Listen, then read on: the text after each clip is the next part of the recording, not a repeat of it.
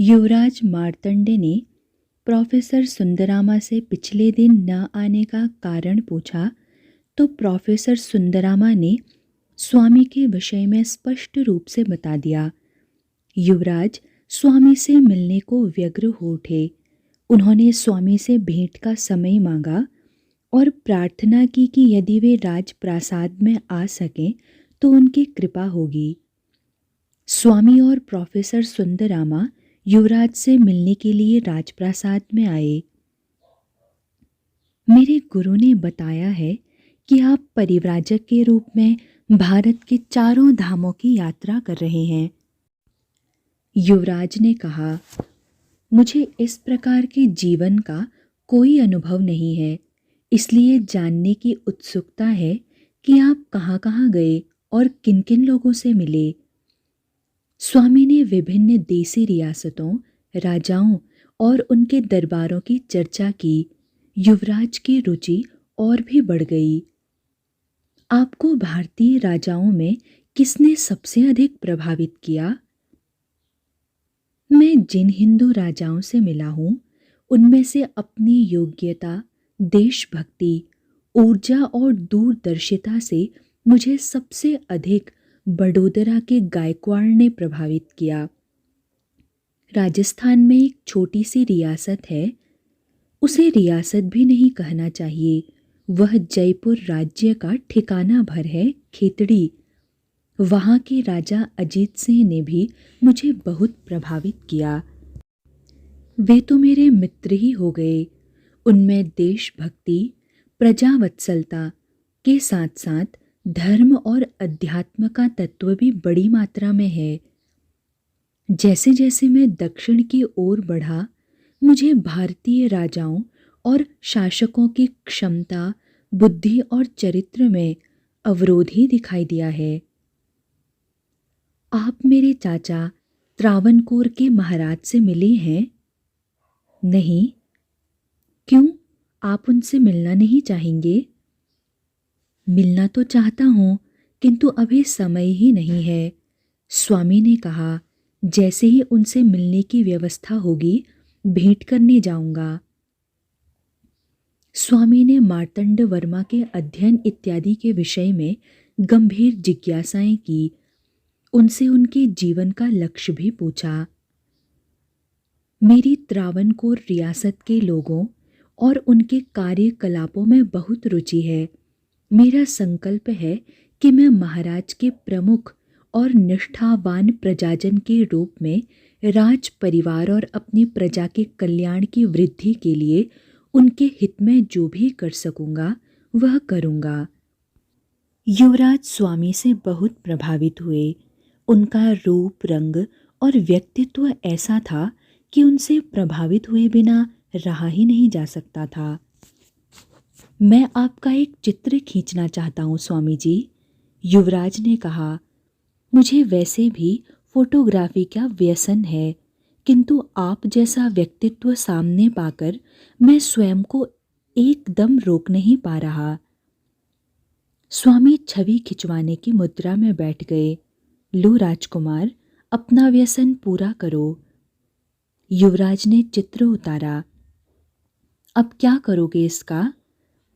इसे एक कलाकृति के रूप में विकसित करूंगा और मद्रास संग्रहालय में कला चित्रों की प्रदर्शनी में प्रदर्शित करूंगा।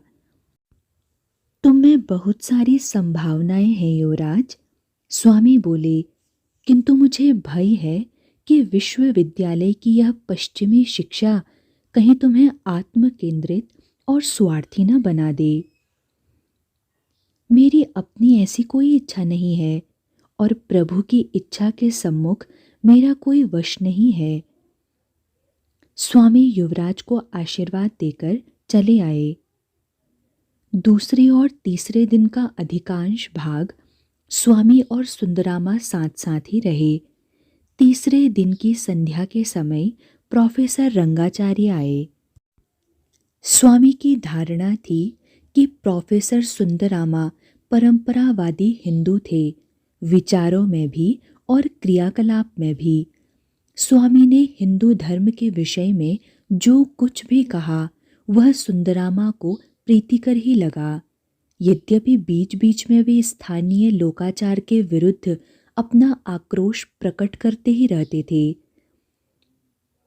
यदि धर्म के अपने अंधविश्वास हैं तो विज्ञान के भी अंधविश्वास हैं। स्वतः सृष्टि और विकासवाद दोनों ही तर्क की कसौटी पर अपूर्ण और असंतोषजनक हैं। फिर भी अनेक वैज्ञानिक संसार को खुली पुस्तक कहते हैं। संशयवाद की भी अनेक लोग इतनी प्रशंसा करते हैं, किंतु वह भी तो मात्र अज्ञान ही है। उसने भारत के योग की उपेक्षा कर अपना अज्ञान और अहंकार ही प्रदर्शित किया है। पाश्चात्य मनोविज्ञान मनुष्य के अति चैतन्य और मनुष्य की प्रकृति को समझने में पूर्णतः असफल रहा है।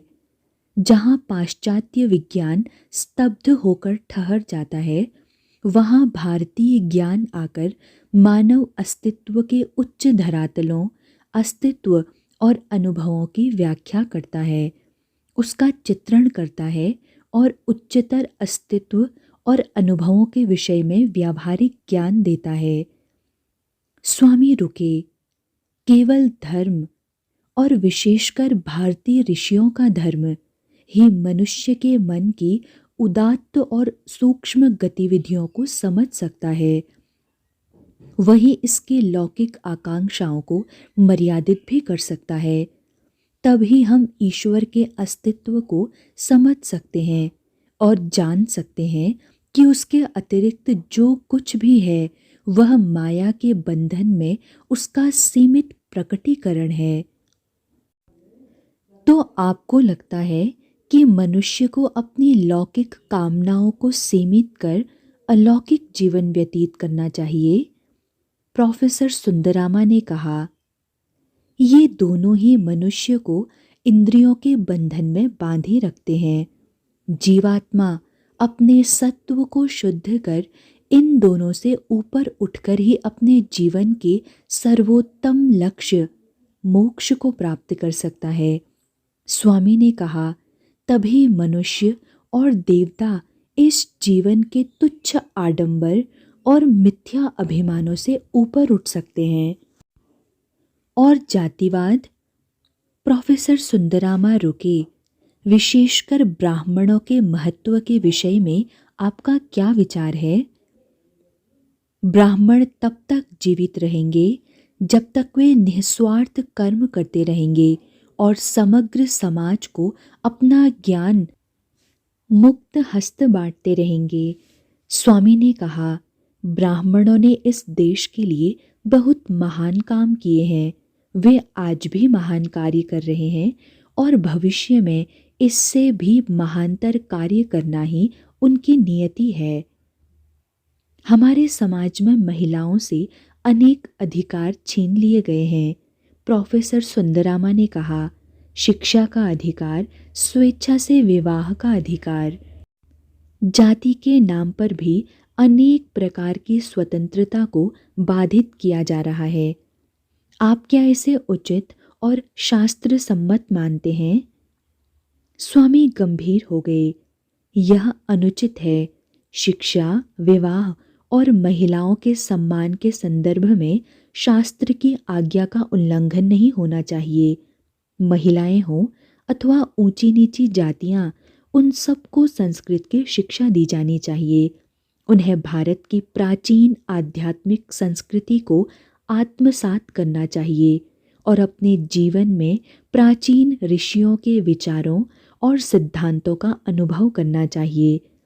तभी वे अपने ज्ञान और अपने अनुभव के अनुसार अपनी समस्याओं का विश्लेषण कर अपनी आवश्यकताओं के अनुसार उनका समाधान करेंगे। सुंदरामा ने पूछा, और सागर की यात्रा के विषय में आपका क्या विचार है? हमारे आज के पंडित उनका भी निषेध कर रहे हैं। पाश्चात्य देशों से सामाजिक स्थितियों में कुछ ऐसा सुधार होना चाहिए कि हिंदुओं को वहाँ भी खान पान और शुचिता की भी स्थितियाँ मिल सकें जिनके वे युग युगों से अभ्यस्त हैं। ब्राह्मण तथा अन्य वर्णों में वेदांत का प्रचार कर उन्हें समझाना होगा कि संसार की सारी जीवात्माएं उसी ब्रह्म का अंश हैं। अतः खान पान के बंधनों को इतना नहीं कसना चाहिए कि आप भिन्न समाज के भिन्न लोगों से मिल ही ना सकें। स्वामी का स्वर कुछ और सबल हो गया। वैसे जो हिंदू इन बंधनों को तोड़ने को प्रस्तुत थे, उनके लिए सागर तरण के मार्ग में कहीं कोई बाधा नहीं है। हमारे शास्त्र सागर तरण का विरोध नहीं करते। अगले दिन प्रोफेसर सुंदरामा समाचार लाए कि त्रावणकोर के दीवान शंकर सब्बियर ने महाराज से उनकी भेंट का प्रबंध कर दिया है। राजा ने स्वामी को 2 दिन बाद का समय दिया था। स्वामी राजा से मिलने गए। राजा ने स्वयं खड़े होकर स्वामी का स्वागत किया, उन्हें बैठने के लिए उच्च आसन दिया, उनसे कुशल क्षेम के विषय में पूछा। स्वामी संक्षेप में उत्तर दे चुके तो राजा जैसे संतुष्ट होकर बोले, जब तक आप तिरुवनंतपुरम और त्रावणकोर राज्य में हैं, मेरे दीवान आपकी प्रत्येक सुविधा का ध्यान रखेंगे। राजा उठ खड़े हुए। यह भेंट समाप्त होने का संकेत था। भेंट मात्र 3 मिनटों में समाप्त हो गई। स्वामी को कुछ निराशा हुई, किंतु वे कोई शिकायत नहीं कर सकते थे। राजा का व्यवहार पर्याप्त गरिमामय था और स्वामी उनके व्यवहार से प्रभावित भी हुए थे। स्वामी का तिरुवनंतपुरम में वह चौथा दिन था। प्रोफेसर सुंदरामा ने अपने श्रद्धेय मित्र एस रामाराव को संदेश भेजा। रामाराव त्रावणकोर राज्य में मलयालम भाषा में दी जाने वाली शिक्षा के निदेशक थे। अवस्था में प्रोफेसर सुंदरामा से बड़े थे। उनके चरित्र की दृढ़ता, जीवन की पवित्रता तथा प्रभु के प्रति सच्ची भक्ति के कारण सुंदरामा ने सदा उनका सम्मान किया था और उनके प्रति स्निग्धता का अनुभव करते थे। रामाराव स्वामी के व्यक्तित्व से इतने अभिभूत हुए कि उन्हें अपने घर आकर भिक्षा ग्रहण करने का आग्रह कर बैठे। स्वामी ने उसे तत्काल स्वीकार कर लिया। उनके घर भोजन कर स्वामी रामाराव के साथ ही लौटे। रामाराव ने निवेदन किया कि स्वामी उन्हें इंद्रिय निग्रह के विषय में कुछ बताएं। स्वामी ने कृष्ण कर्णामृत के लेखक लीला शुक के जीवन के ही समान एक अत्यंत जीवंत कथा सुनाई। उसके अंतिम चरण का उन्होंने जैसे साक्षात वर्णन किया, अंत में जैसे निष्कर्ष ही उपस्थित कर दिया। यदि इंद्रियां संयत न हो और मन भटकता रहे तो आरंभ में ही कठोर से कठोर पग उठाना चाहिए, ताकि मन अपने भटकन छोड़कर प्रभु की ओर उन्मुख हो। जैसे लीला शुक ने अपनी आंखें निकालकर प्रभु को अर्पित कर दी। मनमथनाथ भट्टाचार्य उस समय मद्रास में महालेखाकार के सहायक थे। स्वामी को सूचना मिली कि वे सरकारी काम से तिरुवनंतपुरम आए हैं। रेजिडेंट के खजाने में किसी प्रकार के गबन की खोजबीन करनी थी। स्वामी ने प्रोफेसर सुंदरामा के माध्यम से मनमथ बाबू के विषय में सारी जानकारी प्राप्त कर ली। उस दिन से स्वामी की दिनचर्या कुछ बदल गई। वे प्रातः ही मनमथ बाबू के पास चले जाते थे, प्रायः अपना समय वहीं बिताते थे और रात्रि भोजन के पश्चात ही लौटते थे। प्रोफेसर सुंदरामा ने स्वामी से शिकायत की, अब तो आप हमें तनिक भी समय नहीं दे रहे हैं। लोग आपसे मिलने आते हैं और निराश होकर लौट जाते हैं। आज भी कुछ लोग आए हैं, कृपया उन्हें छोड़कर न जाएं। स्वामी हंसे। हम बंगाली लोग भी कबायली किस्म के लोग हैं। मनमथ बाबू मेरे सहपाठी रहे हैं। वे संस्कृत कॉलेज कलकत्ता के पूर्व प्राचार्य पंडित महेश चंद्र न्याय रत्न के पुत्र हैं। इसीलिए उनका मुझ पर विशेष अधिकार है। बहुत दिनों से मछली भी नहीं खाई है। मनमथ बाबू के घर मछली भी मिल रही है। प्रोफेसर सुंदरामा ने अपनी वितृष्णा प्रकट की। मांसाहार? आप सन्यासी होकर भी मछली खाते हैं? स्वामी हंसे। भारत के प्राचीन ब्राह्मण मांसाहार करते थे। वे यज्ञों में पशुओं का वध करते थे। अपने अतिथियों को मधुपर्क देने के लिए भी वे पशु बलि करते थे। यद्यपि हिंदू शास्त्र शाकाहार को ही वरीयता देते हैं, किंतु मांसाहार का सर्वथा निषेध नहीं करते। बौद्ध धर्म के प्रचार के साथ ही शाकाहार का विकास हुआ है।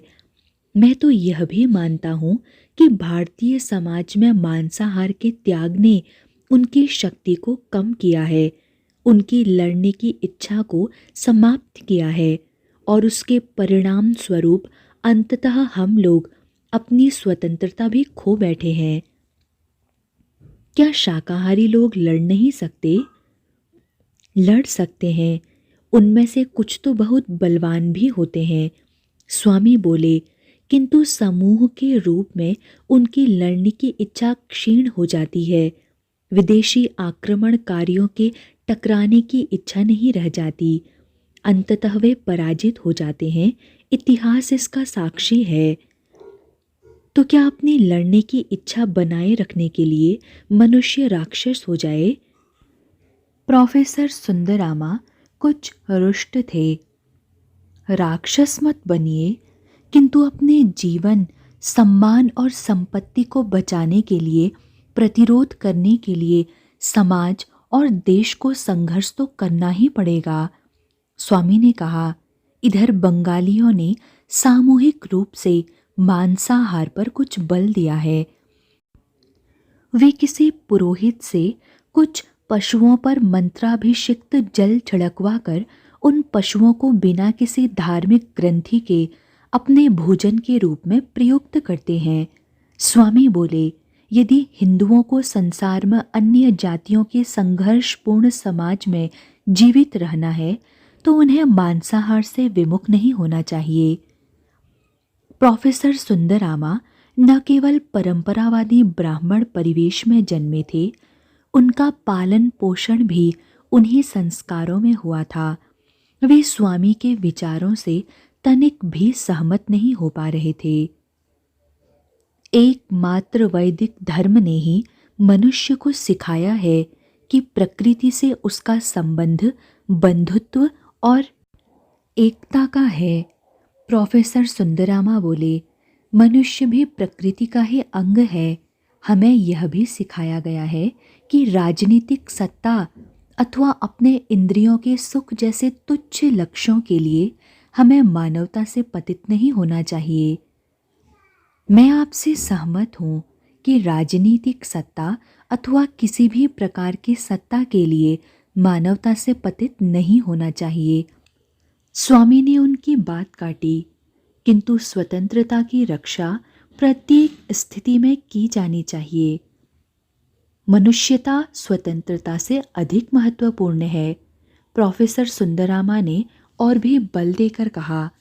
सब जीवों के प्रति करुणा और विश्व बंधुत्व जैसी उदात्त और दिव्य भावनाओं को कभी नहीं त्यागना चाहिए, जो हिंदुओं और विशेषकर दक्षिण भारत के ब्राह्मणों की विलक्षण संपत्ति है।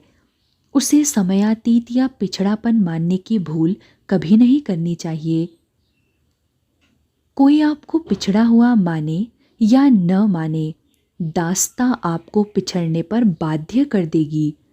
स्वामी ने कहा, हमारा 1 सहस्र वर्षों का इतिहास इसका साक्षी है। हम सारे जीवों के प्रति भ्रातृभाव बनाए रखकर और मनुष्योचित भोजन करके ही नैतिक धरातल पर अपना उत्थान कर सकते हैं। सुंदरामा बोले, हमें अपने उत्थान और अन्य समाजों और संस्कृतियों से संघर्ष इत्यादि जैसी तुच्छ भावनाओं के लिए स्वयं को पतित नहीं करना चाहिए। पर प्रोफेसर सुंदरामा स्पष्ट देख रहे थे कि अपनी आलोचना के प्रति स्वामी का भाव अवमानना का ही था। मेरा विचार है कि इस विषय में हम कभी भी सहमत नहीं हो सकते। स्वामी का स्वर आवेशपूर्ण था। दास्ता का प्रतिकार न करना अधर्म है। आप गृहस्थ नहीं, मुमुक्षु सन्यासी के आचरण का समर्थन कर रहे हैं। वह समाज का मार्ग नहीं है। कोई स्वाभिमानी समाज और देश उस मार्ग पर नहीं चल सकता। पर आपके संस्कार मेरा तर्क नहीं सुन रहे और न ही सुनेंगे। वह सब ठीक है, प्रोफेसर सुंदरामा ने अपने पुत्र रामास्वामी की ओर संकेत किया। मैं इसे मांसाहार करने को कहूँगा तो क्या यह बड़ा देशभक्त बन जाएगा, देश की समस्याओं का निदान करने लगेगा? व्यावहारिक देशभक्ति केवल देश के प्रति प्रेम की भावना तक ही सीमित नहीं है। उसका अर्थ है देशवासियों की सेवा करने का उन्माद। मैं सारे भारत में अपने पैरों पर घूमा हूँ और मैंने अपनी आँखों से अपने देशवासियों का अज्ञान, पीड़ा, मलिनता और क्षुद्रता देखी है। मैं इस दुर्भाग्यपूर्ण स्थिति को बदल देने की कामना की धधकती ज्वाला में आकंठ जल रहा हूँ। यह क्या उनके कर्मों का फल नहीं है? रामास्वामी ने पूछा। यदि वे अपने कर्मों का फल भोग रहे हैं तो हमारा दायित्व क्या है? पड़े रहने दें उनको दुखों के सागर में, उनकी सहायता न करें। स्वामी बोले, नहीं रामास्वामी, हमारा धर्म है कि हम उनका कष्ट दूर करें। यदि तुम ईश्वर को पाना चाहते हो तो मनुष्य की सेवा करो। नारायण तक पहुँचने के लिए दरिद्र नारायण, भारत के भूखे मरते लाखों लोगों की सेवा करो।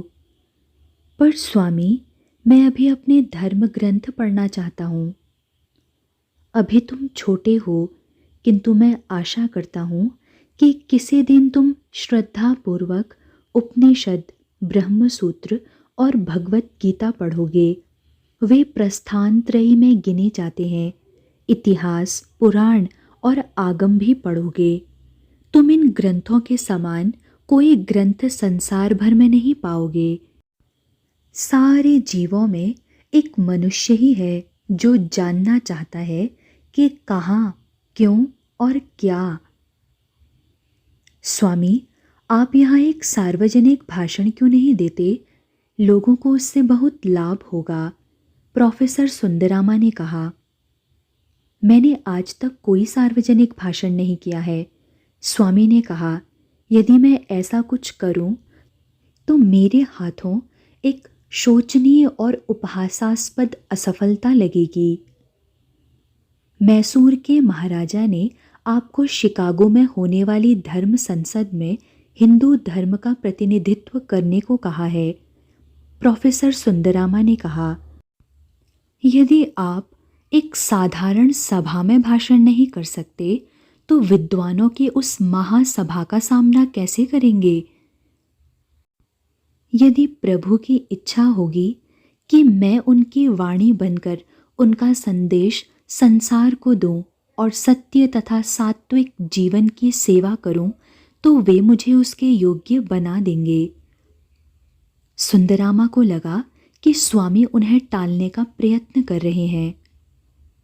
यद्यपि मुझे हिंदू धर्म के मूलभूत और केंद्रीय सत्यों में पूर्ण विश्वास है, फिर भी मुझे इस प्रकार के किसी अलौकिक हस्तक्षेप में बहुत संदेह है। सुंदरामा ने कहा, मैंने मूल ग्रंथ नहीं पढ़े और न ही उनके तर्कों के संदर्भ में अंतर्दृष्टि प्राप्त की है। न ही मुझे ऐसी कोई दिव्य अनुभूति हुई है कि मैं आपके इस वक्तव्य के सत्य को देख सकूं। स्वामी का स्वर तीखा हो उठा। प्रोफेसर सुंदरामा, आप अपने दैनंदिन जीवन में जितने भी परंपरागत विधि विधान और पूजा पाठ वाले निष्ठावान हिंदू हों, किंतु आपके मन में विश्वास नहीं है। आपका पूजा पाठ बस दिखावा ही है। प्रभु पर विश्वास नहीं है आपको। आप प्रभु की शक्ति को भी अपनी शक्ति के समान ससीम मानते हैं। 22 दिसंबर 1892 का दिन था। स्वामी मनमथनाथ भट्टाचार्य के साथ प्रस्थान करने वाले थे। संस्कृत व्याकरण के महाविद्वान पंडित वागीश्वर शास्त्री युवराज मार्तंड वर्मा के आश्रित थे और अपनी सात्विकता, विद्वत्ता और शालीनता के लिए समाज में अत्यंत सम्मान के पात्र थे। प्रोफेसर सुंदरामा के आग्रह पर युवराज ने शास्त्री जी से निवेदन कर उन्हें प्रोफेसर सुंदरामा के पुत्र को संस्कृत पढ़ाने के लिए तैयार कर लिया था। प्रोफेसर सुंदरामा उनके कृतज्ञ थे। स्वामी के प्रवास के इतने दिनों में शास्त्री जी कभी प्रोफेसर सुंदरामा के घर नहीं आए थे। आज शास्त्री जी भागते दौड़ते हड़बड़ाए से आए। प्रोफेसर सुंदरामा, मुझे स्वामी से मिलवा दें। पर वे तो जा रहे हैं। तो क्या हो गया, 2 मिनट, बस 2 मिनट। भेंट चाहे 2 मिनटों की ही क्यों ना हो, किंतु आप मुझे उनसे मिलवा दें। इतने दिनों से वे हमारे घर पर थे, आपको सूचना नहीं थी? थी, सूचना तो थी कि उत्तर भारत के एक अत्यंत विद्वान सन्यासी आपके घर पर ठहरे हुए हैं। तो तब क्यों नहीं आए? आज एकदम अंतिम क्षण में। मैं अस्वस्थ था। तो अब 2 मिनटों में क्या हो जाएगा? एक आवश्यक चर्चा करनी है। वे अत्यंत व्यग्र थे। चर्चा आवश्यक है। स्वामी और भट्टाचार्य गाड़ी में बैठने के लिए सीढ़ियां उतर रहे थे। शास्त्री जी ने अत्यंत याचनापूर्ण ढंग से प्रार्थना की। प्रोफेसर सुंदरामा, उन्हें 2 मिनट के लिए रुक जाने के लिए कहें। प्रोफेसर सुंदरामा बाध्य हो गए। वे स्वामी से इतना ही कह सके कि शास्त्री जी उनसे मिलने आए हैं। स्वामी रुक गए। उन्होंने शास्त्री जी से संस्कृत में ही वार्तालाप आरंभ किया, जो 7-8 मिनट तक चला। प्रोफेसर सुंदरामा संस्कृत नहीं जानते थे। वे समझ नहीं पाए कि उन दोनों में क्या चर्चा हो रही है, किंतु इतना तो वे समझ ही रहे थे कि स्वामी परेशान तथा उद्विग्न नहीं थे। चर्चा समाप्त हुई। स्वामी मुस्कुराए, उन सबको आशीर्वाद दिया और चले गए। यह सब क्या था शास्त्री जी? संस्कृत व्याकरण की एक गुत्थी वर्षों से उलझी हुई थी। मैं सिर पटक पटक कर थक गया था, किंतु उसका समाधान नहीं हो रहा था। तो अब हो गया?